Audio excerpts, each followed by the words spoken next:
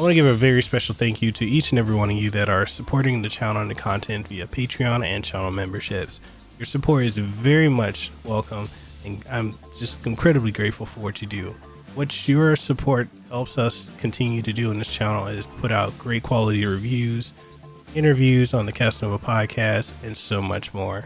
Thank you for supporting, and if you're considering becoming a channel member or a Patreon, then the links are down in the description below. So you guys know I love fighting games. I'm someone who grew up in the arcades in the 90s. You name it, I've played it. So here's the thing. I love playing fighting games on the go, which is why I'm holding the Nintendo Switch Lite. And there's a game that's come out in a series that I truly love. And if you watch my channel, you know that I've streamed this before. You know I absolutely love this series, and it is the Under Night In-Birth series. Now, it originally came out in 2012. And this is about the third revision, with the latest one being Under Night In-Birth Exe Clear. I think I said that right. So with this new revision, you've got a new character and a whole bunch of other stuff, and it's available for the first time ever on the Nintendo Switch, and it's on PlayStation 4. And this review will be encompassing both versions, because I'm very grateful for Arc System Works for sending me 2 review codes, one for the Switch and one for the PlayStation 4. So with them having done that, I'm able to get to you the differences between the two, the similarities, and which version you should pick up depending on the platform that you have. Now with that out of the way, I'm Mekel, Kasanova, Hawaii's favorite YouTuber and host of the #1 podcast in the state of Hawaii, the Kasanova Podcast. I stream every Monday, Wednesday, Friday, and on the weekends. So if you want to check us out on our streams, definitely come on through. Join our Discord. We've got an amazing community that just likes to have fun and talk video games, art, movie, and just randomly just shoot the shit. So if you want to join and have fun with our little crazy ragtag group of people, Discord links down in the description below. So with that out of the way, we're going to find out if you need this game for your Nintendo Switch or your PlayStation 4. That being said, let's go ahead and roll the intro, because I've talked too damn long. Roll the intro now.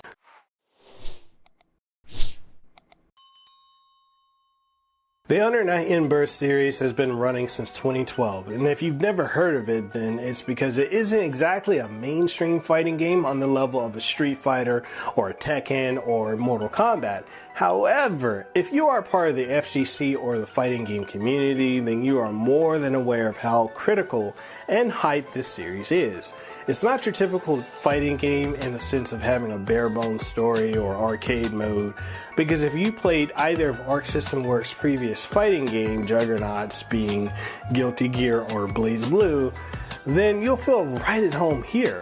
Like those two titans, Under Night In-Birth is a visual novel and a fighting game that has a very involved story that you'll want to dive into, as it covers the central focus of the series being the phenomenon known as the Hollow Knight, that draws in all the various characters of the game that are either voids or in-births. The series has seen a total of 3 updates or revisions, with this latest one being Under Night In-Birth Exe Late Clear, which was announced at EVO 2019, which adds in substantial balance patches to each character, as well as includes a new fighter. Is Under Night In-Birth Exe Late Clear a fighting game worth diving into if you are a fighting game fan, or is the visual novel aspects of the game worth you getting wrapped up in the chaos of the Hollow Knight? Let's find out. The story of the Under Night In-Birth series takes place in a modern day setting, with a fictional twist of occurring during a phenomenon known as the Hollow Knight, which summons forth all sorts of demons such as voids, which are shadow-like creatures that require power known as EXS or existence. But there are exceptions to this, known as the In-Births.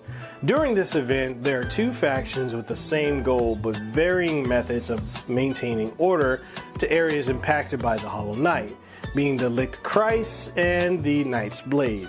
The story centers around main characters Hyde, Kido, Lin, Seth, Wagner, Orie, Yuzuria, Hilda, and with Clear, Landrekia, and their involvement during the Hollow Knight, especially Hyde, as he is the lead character and the wielder of the legendary Insulator, and his relationship with Linne, the Immortal. Are you lost yet? Well, there's so much going on, and if you want to immerse yourself in what's going on, then make sure you go into the Chronicles mode and then arcade mode after to get the full story of what all is honestly going on. It's just nearly impossible to cover and do a synopsis of everything in a 10-minute or so review. But let's move on and talk about the gameplay. When it comes to the gameplay, UNICLR, which is what I'm going to abbreviate this title to, is an incredibly responsive fighter regardless of whether you play using an arcade stick or a standard controller or your console. I play this primarily with my Wolery Real Arcade Pro 5 on Nintendo Switch, as well as the Fighting Edge arcade stick, and also portably on my Nintendo Switch Lite. Now, on the PlayStation 4, I played this with my standard PS4 controller and also both my Razer Panthera Evo and my Wolery Real Arcade Pro N. Inputs were incredibly smooth no matter what I was playing with, as I'm a Hyde and Akatsuki main with my backups being Linne and Landrekia. Since I grew up in the arcades in the 90s, I'm used to using, quarter circle forward, quarter circle back, half circle forward, or the abbreviations being QCF, QCB, or HCF. And if I just lost you and sound like I'm speaking in another language, for the uninitiated, think of it like this: Fireball, Tornado Kick, and Dragon Punch motions. The beauty of UNICLR, like all Arc System Works games, is that they are incredibly easy to pick up and play, yet to master them is an incredibly daunting task in and of itself. You get a weak, medium, and strong attack with a focus button as well, which allows you to do a mid-air forward hop, which functions similar to Guilty Gear and BlazBlues' air dash maneuver. You can do your normal attacks and inputs with weak or medium attack, but when you do them with a strong attack, you end up doing your super combo-like moves. The ability to easily chain together combos is a godsend, as you can chain together the weak attack into medium, into strong, and back to medium, and back into weak, into your strong, which also you can incorporate into a special attack or super combo-like move to finish it all off. There's honestly someone for everyone to be able to pick up and play with. And if you typically play with a Shoto style character or a Ryu and Ken style character, if you're primarily a Street Fighter player, then you can pick up and play Hyde, Linne, or Akatsuki. If you want more to do aside from arcade mode, then you can go into the training mode, the trials mode, or best of all is the Chronicles mode, which is the visual novel aspect of this game where you get to experience the full backstory of the game and get to see what the motivations are for the various characters and how they all got dragged into the Hollow Knight. This mode alone will net you dozens upon dozens of hours of content to read, and if you're into that kind of stuff, then hit up Chronicles mode, and if not, then just dive into arcade. Now, graphically, the game is gorgeous. The way the characters are drawn and brought to life with solo animations is truly amazing. The way that Linne attacks with her dagger and sword and just twirls them around is something that needs to be seen in motion, as her animations with them are so detailed and crisp. Even the huge characters are animated very well and fluidly. The backgrounds, honestly, are either hit or miss, as some are well animated with great details and others are very bare bones with basic 3D items in the background. On the Switch Lite, the game actually looks stunning and with great detail and very little to no jaggies on anything. On my launch Nintendo Switch while it's docked, and also on my PlayStation 4 Slim and Pro, the game looks good, although you can see some of the slight jaggies on the characters, and honestly, it's not that noticeable, but it does show itself. Now, if we're going to talk about the audio, the OST of this game is simply phenomenal. And even if it's the same OST that's been out since 2012, but with each revision we get a new character, and with a new character comes new music. Each track is good for getting you in the mood to want to fight and perfectly suits the characters.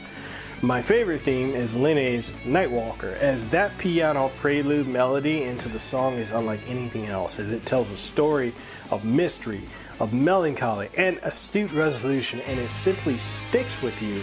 And when I think of Under Night In-Birth, this is the first theme that sticks in mind. Hyde's theme is also amazing, as it has that reluctant hero vibe that raises up to justice to it. The music in Chronicles Mode, as well as the cutscenes when characters are talking to one another, is also very good. It fits the atmosphere of the relationships between the characters, such as when Hyde confronts Hilda.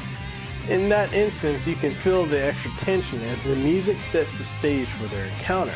The voice acting, I honestly can't say if it's good or not, given that I don't speak Japanese, but I do like it, and I feel like the voices of the characters fits with them. As Hyde's voice actor succeeds in sounding like a reluctant hero, and Linne's voice actor does, well, with a monotone and emotionless, tired, immortal warrior. As far as the downsides, well, they're few and far between. But chief amongst them is the fact that there's no English voiceover, which can be jarring if they play BlazBlue Cross-Tag Battle. Then they've heard Hyde and Linne and the rest in English, but for some reason, and just as there is in BlazBlue Central Fiction and in the Guilty Gear sequels to Exard, there's absolutely no English voice cast. For me, it's not a major issue, but I can also see that it impacts those who enjoy video games and the media that prefer an English voice cast to connect to, especially when you go into the Chronicles mode, which is, like I said earlier, a visual novel, and you have to sit there and read it and listen to it in Japanese. For many, they're going to prefer and want to hear all that in English. The other issue I see for many who aren't hardcore fighting game fans is the presentation of the story, as the mainstream crowd may be used to the NetherRealm style of presenting a story, a la Mortal Kombat 11, Mortal Kombat 10, and the Injustice series. UNICLR does have a deep story, but many may shy away from it because of the amount of investment required to figure out what's going on, in much the same way that BlazBlue and Guilty Gear do the same exact thing. However, this is also why those two titans are cult classics. Another thing that I've noticed is that the loading times from the versus screen to matches in the Nintendo Switch version are a bit longer than the PlayStation 4 version, as after you see the versus screen in the PS4 version, it goes straight to the match. However, in the Switch version, there's a moment of pause lasting sometimes up to 10 seconds before it leads you into a match. And if you play on the Nintendo Switch Lite or you play undocked on either the revised or the launched Nintendo Switch, then it'll be longer than that, which is odd. I don't know why that is. Maybe there's going to be a patch to fix that issue, but at the time of this review at launch, this is a very noticeable issue if you buy the Switch version. The final point of contention is the fact that this is effectively just another update to a game for 2012 that's nearly a decade old, and not a new entry to progress the story forward. So many may find difficulty in wanting to invest money into it because of that. And let's just get down to the matter of it. This is where the divide between the casual and hardcore gamers comes in. Because to a casual, they may not see much to invest in, but to the hardcore who understand how significant balance patches are with nerfs and buffs, this to them is worth the money.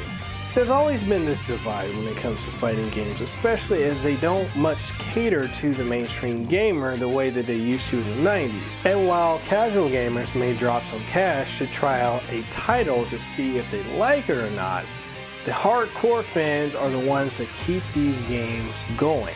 But at the same time, for the sake of growth, new fans, especially casuals, are needed for the sake of sustainability. And this is the fine line that many companies that make fighting games struggle with. Alright, so we're in the home stretch and we're going to talk about the wrap up. We're going to wrap this whole thing up.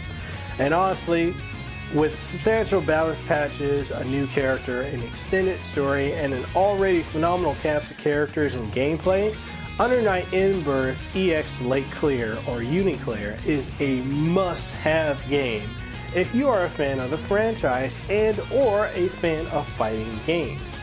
If you don't fall into either of those categories, and are a story-first kind of gamer or into manga and visual novels, then this is definitely for you. If you don't fall into any of those three camps, then this may not be for you.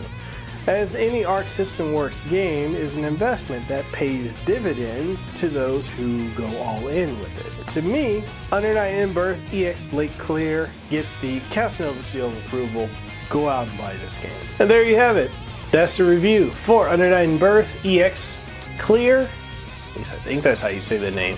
Well, regardless of how you say the name, the Under Night In-Birth series has made its debut on the Nintendo Switch. I'm excited for that. I'm excited for you guys to try it. And I'm excited and grateful for the fact that Arc System Works decided to send me 2 review codes to review both versions, the PlayStation 4 and the Nintendo Switch version, which I'm just incredibly grateful for. So with that being said, thank you guys for sending me that code. Thank you for watching. If you want to pick up the game, I've got Amazon affiliate links down below, so if you pick up the game, I get a kickback. It's a two-way street. You know, helps me put more into the channel, and that's how we do with it. So with that being said, if you guys enjoyed this video, make sure you hit the like button. If you're new and you haven't subscribed already, go ahead and hit that subscribe button. And yeah, check us out if you want more behind the scenes content, or you know, updates for the channel, the brand, the podcast, and more. Consider becoming a Patreon today. Patreon membership started at about $1 a month, and if you want to not do that, and if you prefer keeping everything on YouTube, we have channel membership, so consider becoming a channel member if that's your preference. That being said, I'm Mekel Kasanova. I'm signing out. Hope you guys had a great one. I'll see you on the next one. Hey, you made it to the end of the video. Congratulations. And since you made it here, why don't you go ahead and hit that subscribe button. Like the video if you enjoyed it. You can always check out MikelKasanova.com. If you want to support the content, we've got Patreon, as well as channel memberships and super chats. And with that being said, this is Mekel Kasanova. I enjoy you guys. I hope you have a great one. Mahalo, and see you next time.